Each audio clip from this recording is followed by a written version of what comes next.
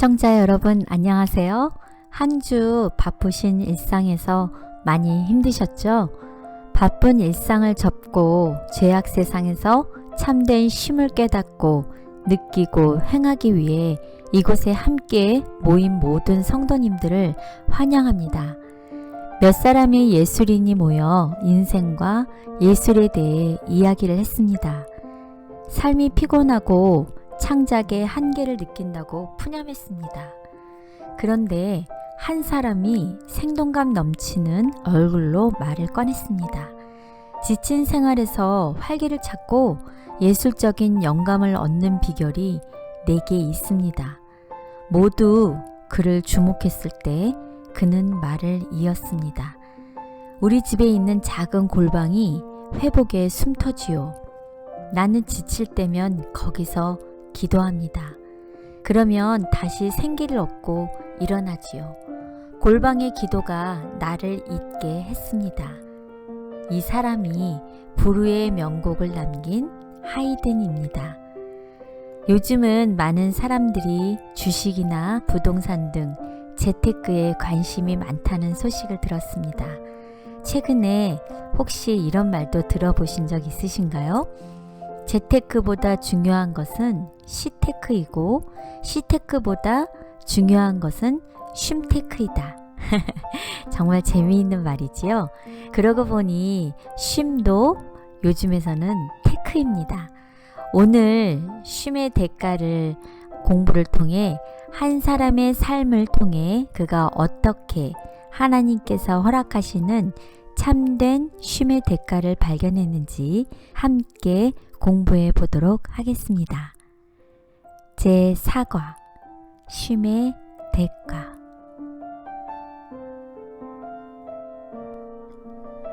안녕하십니까. 오늘 또 공부 우리 다 같이 해보겠습니다.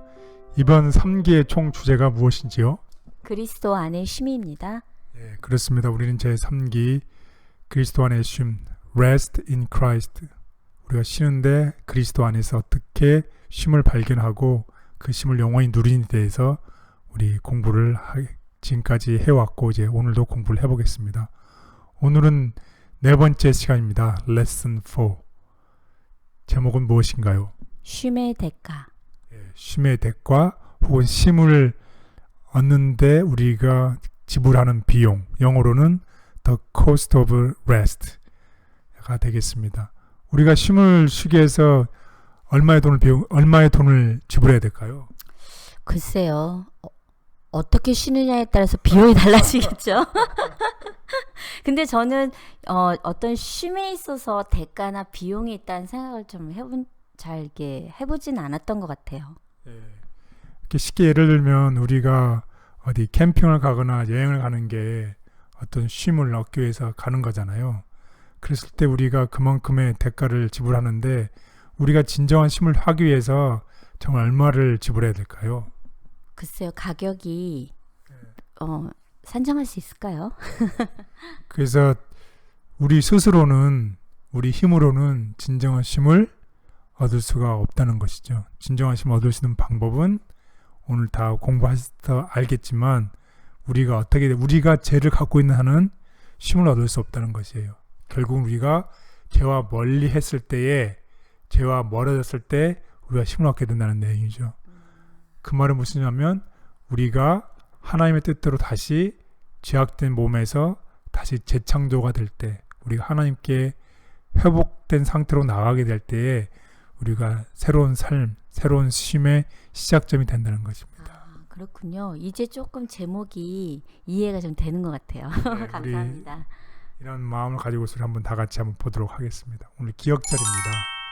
하나님이여, 내 속에 정한 마음을 창조하시고 내 안에 정직한 영을 새롭게 하소서. 시편 51편 10절. 네, 그렇습니다. 여기 기억절에 나와 있는 것처럼 우리 속에 하나님께서 정한 마음을 창조해 주시고 우리에게 정직한 영을 새롭게 해 주실 때 그때에 우리가 쉼이 온다는 것입니다. 이것이 하나님께서 우리를 위해서 지불하시는 것입니다. 그래서 여기서 중요한 단어는 뭐냐면 창조, 또 한 가지는 새롭게 하소서. 우리가 창조되고 새롭게 될 때에 우리가 하나님 안에서 쉼을 누리게 된다는 것입니다.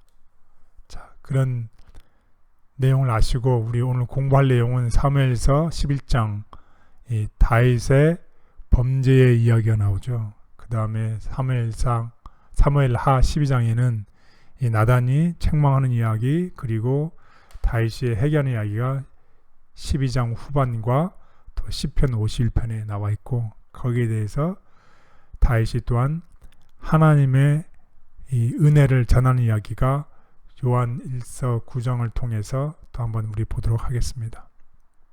자, 오늘 공부의 기회입니다. 다윗 왕이 이 정말로 큰 범죄를 했어요. 왕으로서. 그 이야기가 다 사무엘하 11장에 나오는 내용이 되겠습니다. 그래 났을 때에 선지자 나단이 가서 책망하는 이야기가 나오죠. 그게 사무엘하 12장 전반부에 나오게 됩니다.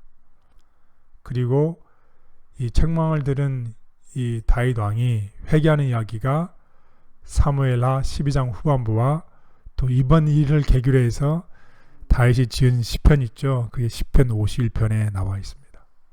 그리고 나서 이 회개하고 새 마음이 창조되고 하나님을 전적으로 의지한 다윗이 드디어 하나님을 높이는 이야기가 나오는데, 그게 제목이 하나님의 빛을 반사하자는 내용으로서 우리 다 같이 공부를 해보도록 하겠습니다. 결국은 처음 시작이 범죄를 했는데 나중에 책망과 회개를 통해서 결국 무엇을 해야 된다는 것인가요? 하나님의 빛을 반사하는 사람.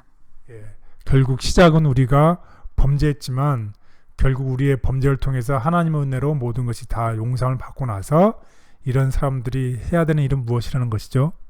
하나님의 빛을 나타내는 사람. 네, 그렇습니다. 그래서 여러분이 그를 주목하시면 좋겠습니다. 내가 비록 범죄자이지만, 내가 비록 죄인이지만 하나님의 은혜를 통해서, 우리가 회개를 통해서, 하나님이 우리를 재창조를 통해서 우리가 나중에 맺는 열매는 하나님을 찬양하고 하나님을 전하는 것입니다. 이 죄악된 세상에 은혜의 통로, 빛의 통로가 되도록 우리를 부르심을 우리가 오늘 이 시간에 공부를 통해서 깨닫고 그게 충분히 감당할 수 있는 우리 모두가 되기를 바라겠습니다. 아멘. 그래서 오늘 공부를 통해서 우리가 배울 것은 무엇이냐면, 회개, 다윗의 회개는 죄인의 회개, 한 사람의 회개는, 다윗의 회개는 특별히 그냥 대충하고 그냥 넘어가는 것이 아닌 성실하고 깊은 회개를 했다는 것입니다. 그래서 다윗의 기도는 단지 용서만 자체를 얻으려고 한 게 아니라 마음의 정결을 위한 기도였다는 것입니다. 그래서 다윗이 성실히 회개하고 자복함으로 하나님의 간합하심을 받았던 일을 우리가 꼭 기억을 해서 범죄하고 절망에 빠져 있는 우리도 역시 회개할 용기를 가지고 하나님의 은혜의 보좌 앞으로 담대하게 나가자는 것입니다. 그럴 때에 여호와께서는 참으로 회개하는 영혼을 결코 버리지 않으실 것이다. 그리고 난 다음에 우리가 용서가 필요한 이 세상에 하나님의 은혜를 나타내는 축복이 통로가 되자. 이것이 오늘 공부의 계획이고 키포인트가 되겠습니다. 그래서 이 다윗이 범죄했을 때에 다윗이 용서를 받고, 그 다음에 다윗이 마음이 하나님으로부터 재창조가 됐을 때에 그 은혜를 너무 켜서 그 은혜가 너무 감사한 경험을 하게 되고, 그런 다음에 다윗이 빛을 전하는 이야기입니다. 그래서 시편 51편에 보면 여러분이 꼭 기억해야 될 노래입니다. 내 혀가 주의 의를 높이 노래하리이다. 내 입이 주를 찬송하여 전파하리이다. 결국 아까도 말씀을 드렸지만 이 다윗의 자기가 지은 죄를 통해서 결국은 은혜를 경험하게 되고 빛을 전하는다는 것입니다. 그래서 우리가 죄로 시작했지만 빛을 전하는 우리 모두가 됐으면 좋겠습니다. 자, 우리 정말로 중요한 이 시편 51편을 우리 한번 다 같이 보도록 하겠습니다. 하나님이여, 주의 인자를 따라 내게 은혜를 베푸시며 주의 많은 긍휼을 따라 내 죄악을 지워 주소서. 나의 죄악을 말갛게 씻으시며 나의 죄를 깨끗이 제하소서. 물은 나는 내 죄가를 아오니 내 죄가 항상 내 앞에 있나이다. 내가 주께만 범죄하여 주의 목전에 악을 행하였사오니 주께서 말씀하실 때에 의로우시다 하고 주께서 심판하실 때에 순전하시다 하리이다. 내가 죄악 중에서 출생하였으며 어머니가 죄 중에서 나를 잉태하였나이다. 보소서, 주께서는 중심이 진실함을 원하시오니 내게 지혜를 은밀히 가르치시리이다. 우슬초로 나를 정결하게 하소서. 내가 정하리이다. 나의 죄를 씻어주소서. 내가 눈보다 희리이다. 내게 즐겁고 기쁜 소리를 들려주시사 주께서 꺾으신 뼈들도 즐거워하게 하소서. 주의 얼굴을 내 죄에서 돌이키시고 내 모든 죄악을 지워주소서. 하나님이여, 내 속에 정한 마음을 창조하시고 내 안에 정직한 영을 새롭게 하소서. 나를 주 앞에서 쫓아내지 마시며 주의 성령을 내게서 거두지 마소서. 주의 구원의 즐거움을 내게 회복시켜 주시고 자원하는 심령을 주사 나를 붙드소서. 그리하면 내가 범죄자에게 주의 도를 가르치리니 죄인들이 주께 돌아오리이다. 하나님이여, 나의 구원의 하나님이여, 피 흘린 죄에서 나를 건지소서. 내 혀가 주의 의를 높이 노래하리이다. 주여, 내 입술을 열어주소서. 내 입이 주를 찬송하여 전파하리이다. 주께서는 제사를 기뻐하지 아니하시나니 그렇지 아니하면 내가 드렸을 것이라. 주는 번제를 기뻐하지 아니하시나이다. 하나님께서 구하시는 제사는 상한 심령이라. 하나님이여, 상하고 통회하는 마음을 주께서 멸시하지 아니하시리이다. 주의 은택으로 시온의 선을 행하시고 예루살렘 성을 쌓으소서. 그때에 주께서 의로운 제사와 번제와 온전한 번제를 기뻐하시리니 그때에 그들이 수소를 주의 제단에 드리이다. 네, 오늘의 학습 순서를 말씀드리겠습니다. 우리가 첫 번째 날에는 되돌릴 수 없는 잘못이란 제목으로 공부를 하겠습니다. 꼭 범죄한 이야기를 공부하겠습니다. 그다음 둘째 날에는 경종을 울리는 소리, 곧 선지자 나단의 책망에 대해서 공부를 하겠고, 세 번째 날에는 용서받으면 끝인가, 결국 참된 회개가 필요하다는 뜻이죠. 그래서 셋째 날에는 참된 회개에 대해서 공부를 하겠습니다. 그리고 네 번째 날에는 새롭게 하심, 결국 회복되는 이야기, 재창조되는 이야기를 공부를 하겠습니다. 그리고 다섯째 날에는 마지막으로 이렇게 참된 회개와 재창조와 새롭게 하심을 통한 이런 사람들이 용서가 필요한 세상에 하나님의 빛을 반사하는 사람이라는 내용을 가지고서 우리 공부를 해보도록 하겠습니다.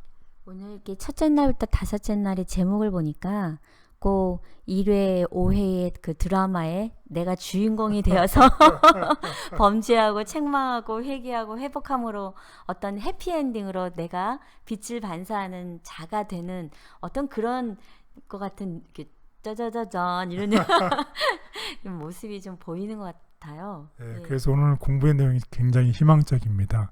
비록 우리가 처음에 잘못했지만 결국 이야기가 전개가 될수록 우리는 결국 용서를 받게 되고 회개하게 되고 새롭게 되고 빛을 전하게 된다는 정말 희망적이고 깊은 복음의 소리죠. 그래서 우리가 이런 깊은 소식을 전하는 우리 모두가 됐으면 좋겠습니다. 네, 빨리 첫째 날로 갈까요? 네.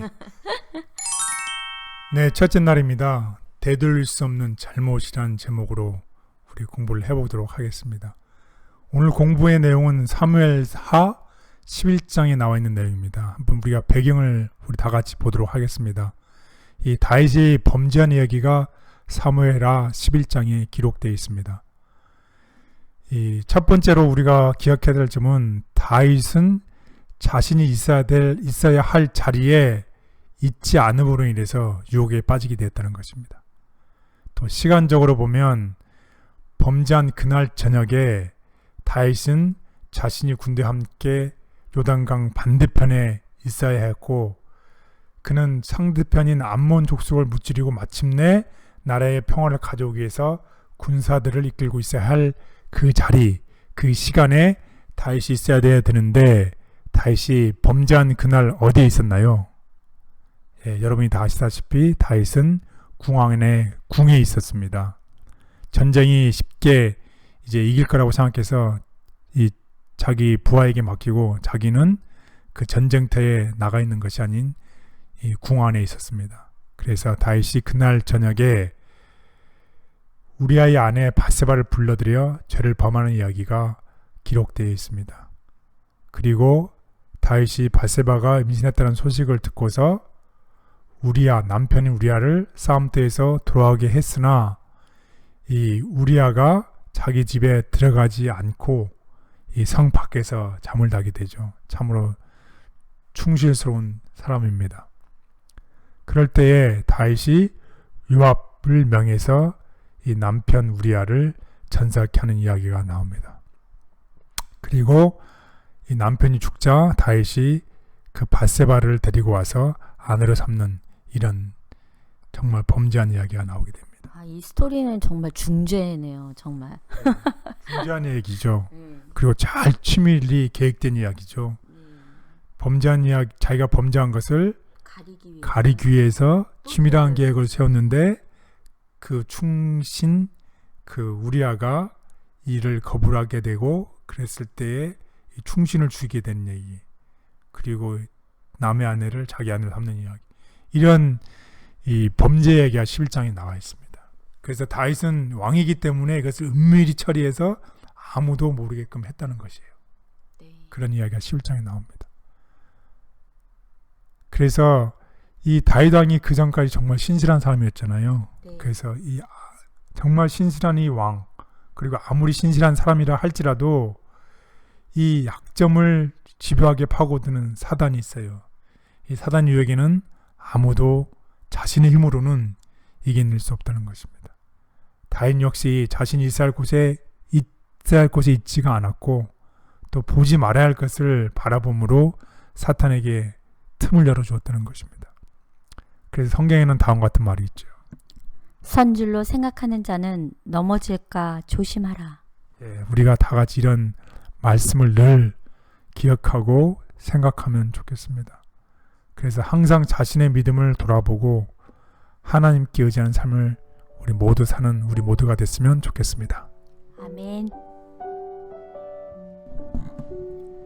다윗은 자신이 마땅히 있어야 할 곳에 있지 않으므로 원수에게 틈을 주게 되었고, 원칙이 아닌 죄된 본능에 따라 행동함으로 돌이킬 수 없는 큰 죄를 짓게 되었다. 다윗의 착각. 사울의 멸망을 계획했던 사탄은 다윗도 역시 멸망으로 이끌어 가고자 노력하고 있었다. 비록 유혹은 달랐으나 그 모든 것은 다 같이 하나님의 율법을 범하도록 인도하였다. 다윗은 만일 우리아가 전쟁터에서 원수들의 손에 죽임을 당한다면 그의 죽음의 책임을 왕에게서 찾지 않을 것이며, 바세바는 자기의 아내가 되는데 걸릴 것이 없을 것이고, 의심도 피할 수 있고 왕의 명예도 그대로 유지할 수 있을 것이라고 생각하였다. 인간적 본능에 따라 살아가며 죄와 타협하는 것이 아니라 하나님께서 허락하신 분명한 말씀의 원칙에 따라 살아가고 싶습니다. 그렇게 할 수 있는 믿음을 주시옵소서. 아멘. 네, 두 번째 날입니다.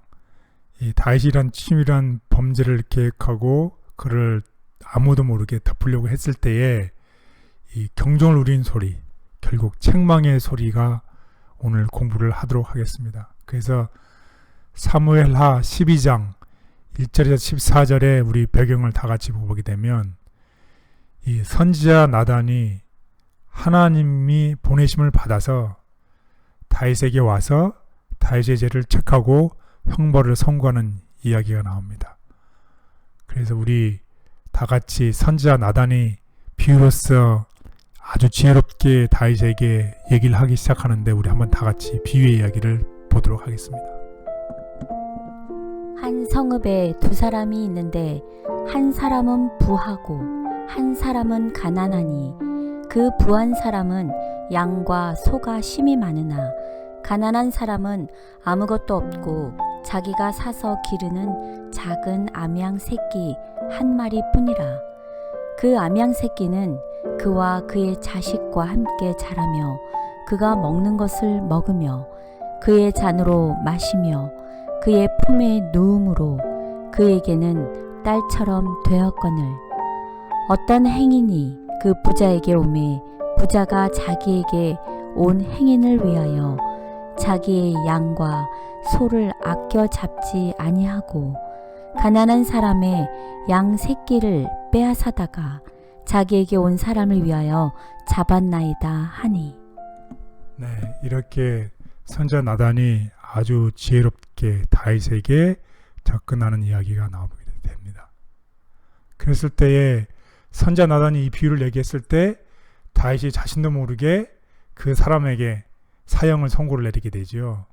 그때에 나단이 분명하게 그 죄를 지적하게 되죠. 당신이 바로 그 사람이라고 얘기를 하게 됩니다.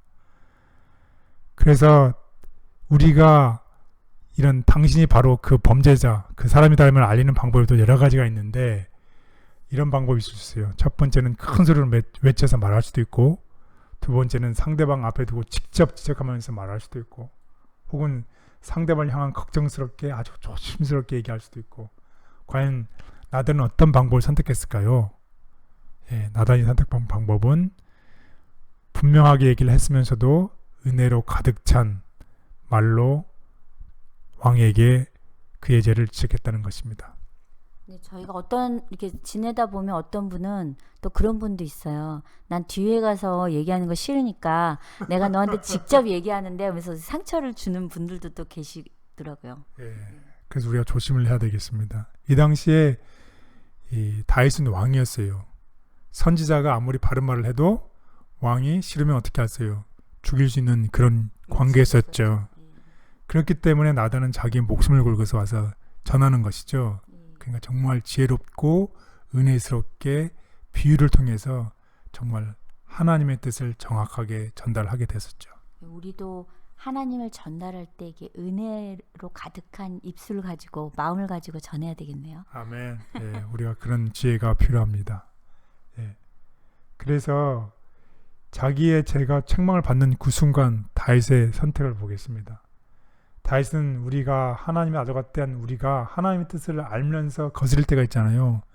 다윗도 그것을 느꼈어요. 하나님의 뜻이 이게 아닌데 내가 거스릴 때에 그때에 하나님께서 느끼는 아픔을 다윗도 느끼게 됐다는 것입니다.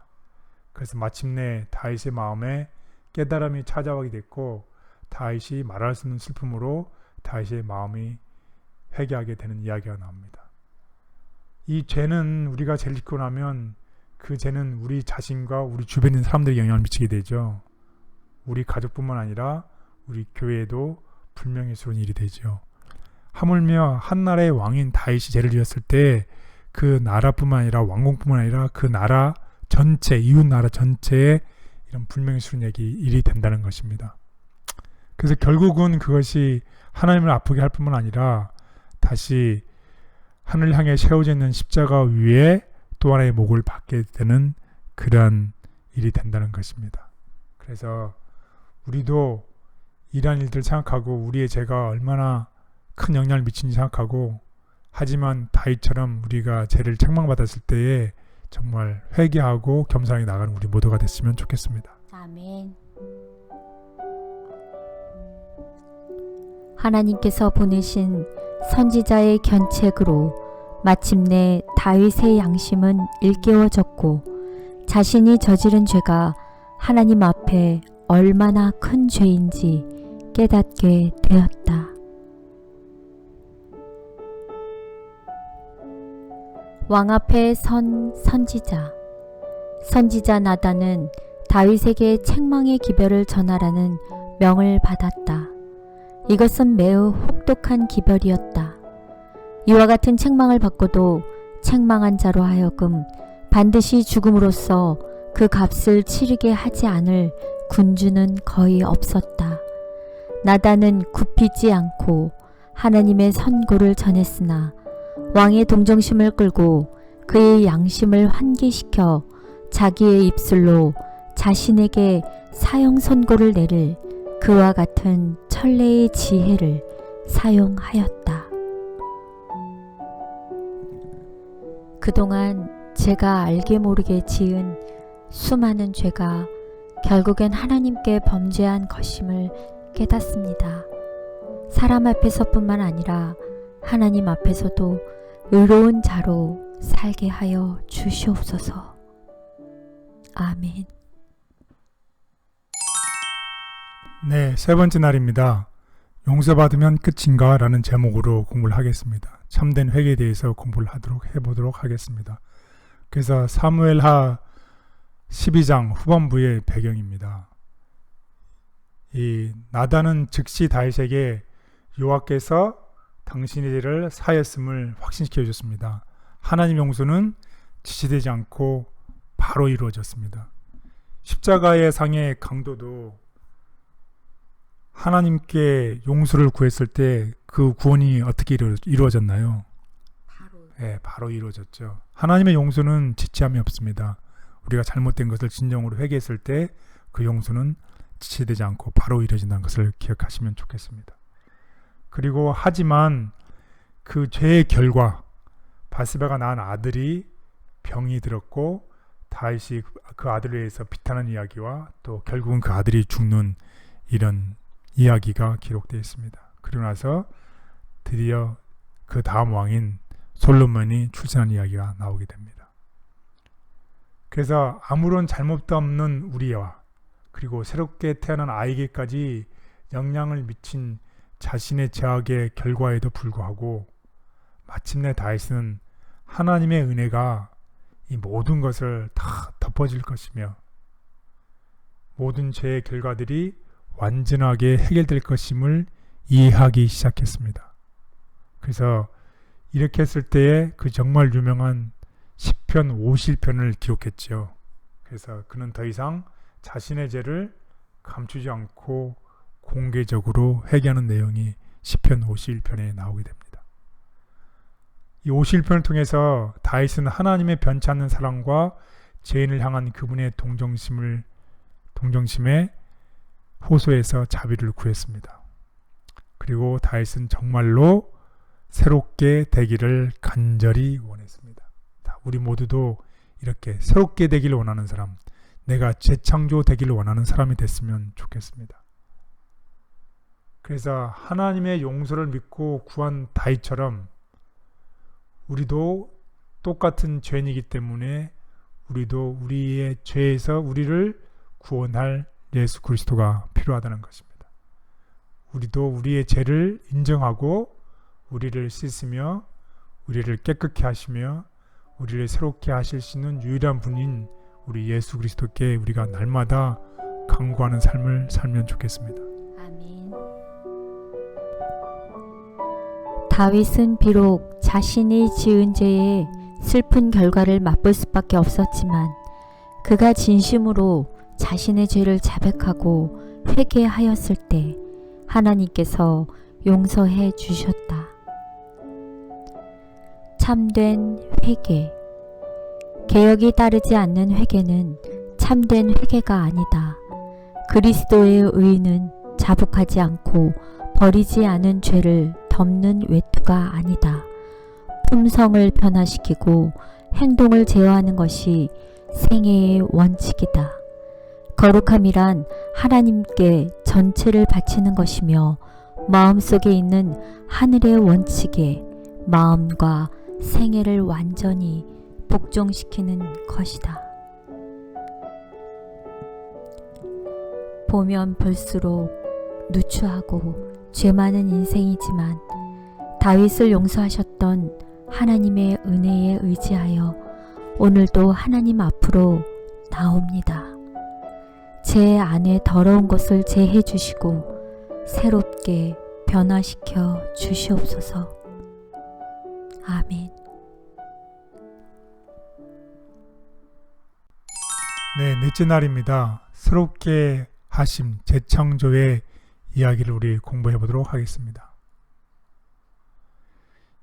이 내용은 이제 시편 51편 7절에서 12절에 기록되어 있는 내용입니다. 우리 한번 내용을 보면 다윗이 간구한 내용이 있어요. 첫 번째 간구는 뭐냐면 우슬초로 나를 정결케 해달라고 간구를 합니다.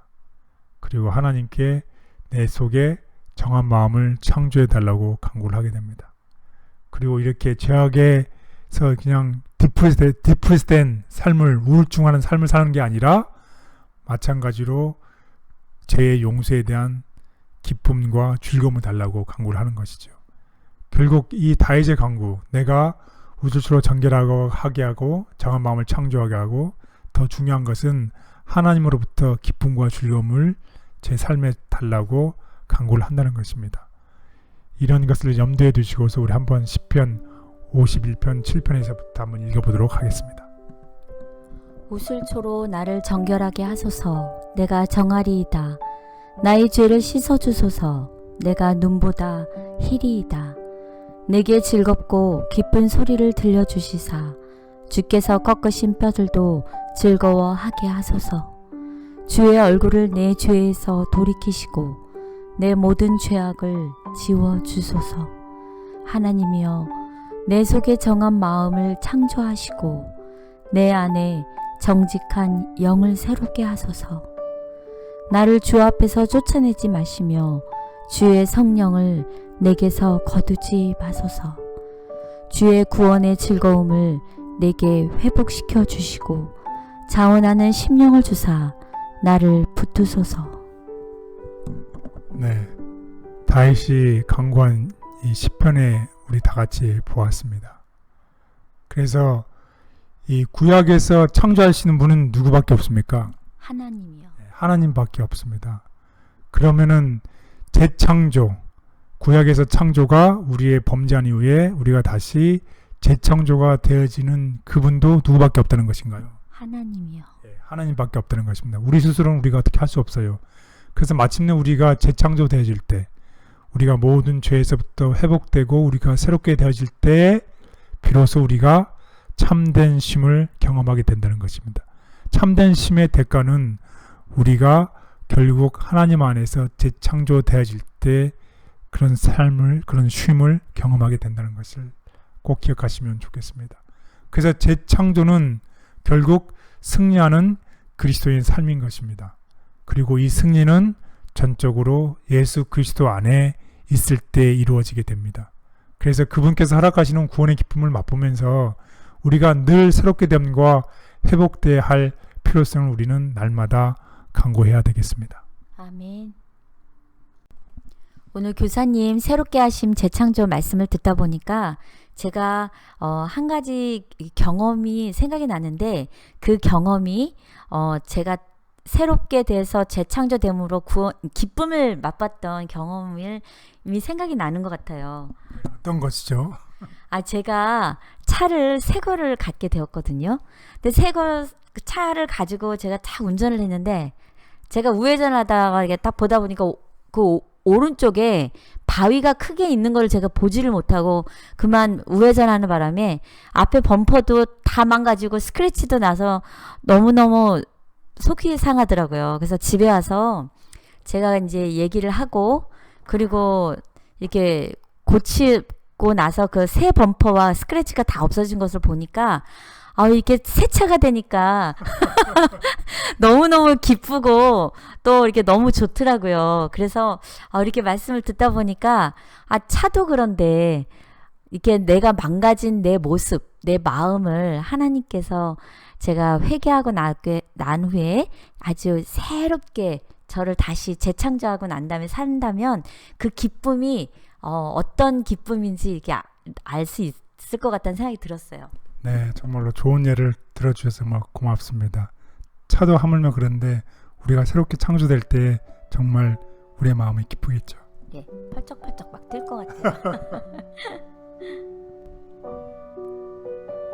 하나님의 도움 없이는 아무것도 아님을 깨달은 다윗은 자신이 지은 큰 죄에도 불구하고 하나님의 임재 가운데 살 수 있게 되기를 간구하였다.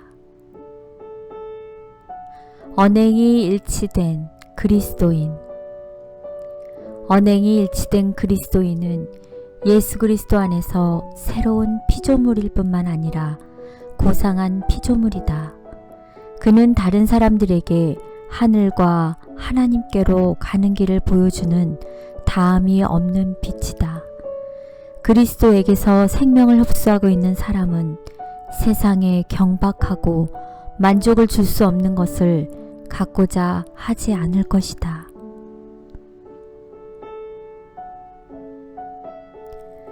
죄로 인해 굳어버린 저의 마음을 하나님께 내어놓습니다.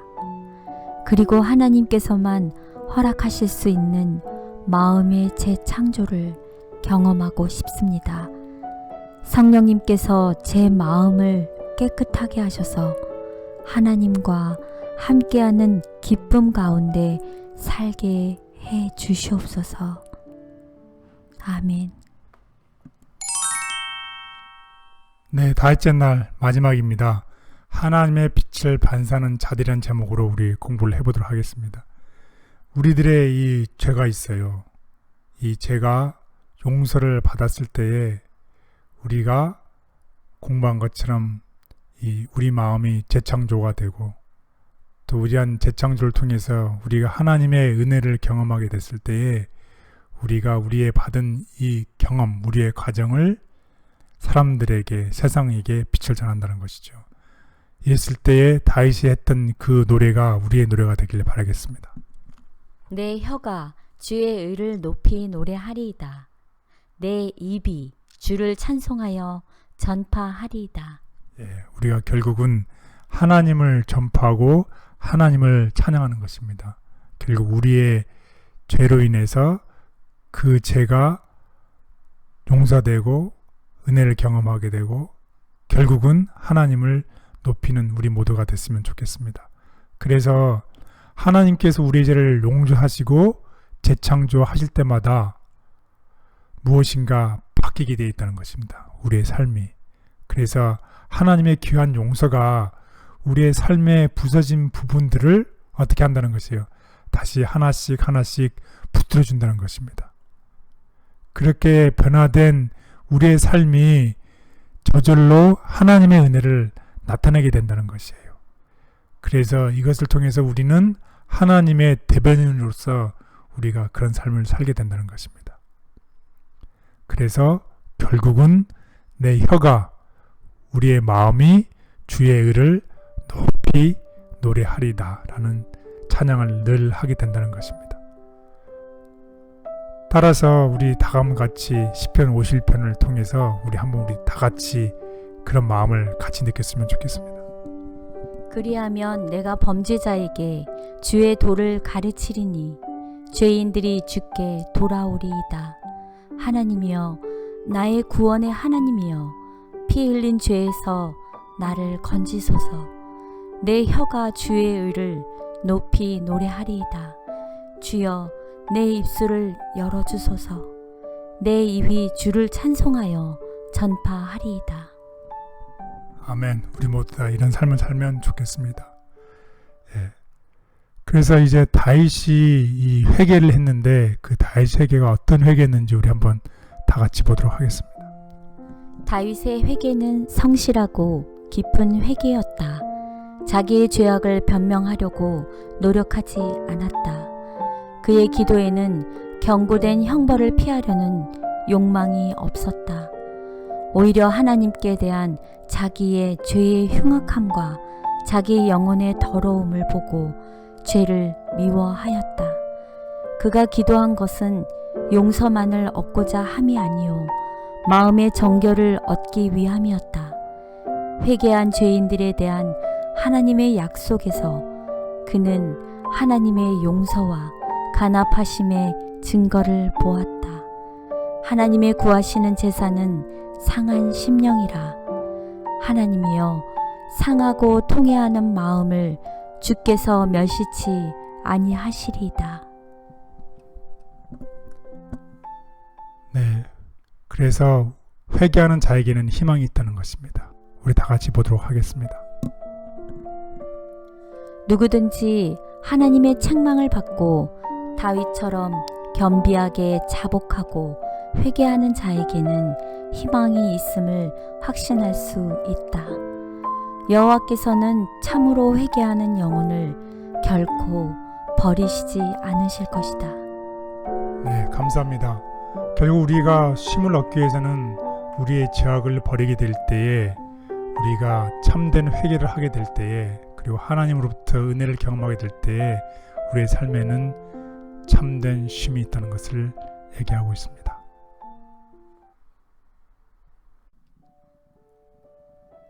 다윗이 그러했던 것처럼 우리가 하나님의 용서를 경험하게 될 때 우리는 그러한 용서를 필요로 하는 세상에 하나님의 은혜를 나타내는 축복의 통로가 된다.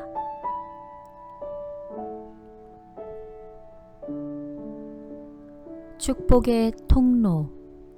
그리스도인들은 자신들을 오로지 자비와 축복이 모든 선한 것의 근원이 되시는 분으로부터 그들의 동료 인간들에게로 흘러갈 때 통하는 통로로만 간주해야 한다.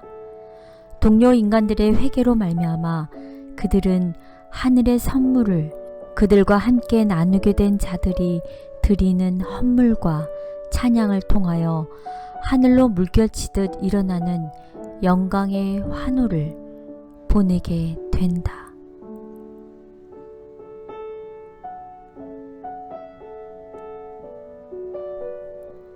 제 안에 품고 있는 죄를 정직하게 앓을 때 용서해 주시겠다고 약속하시는 하나님의 은혜에 감사드립니다.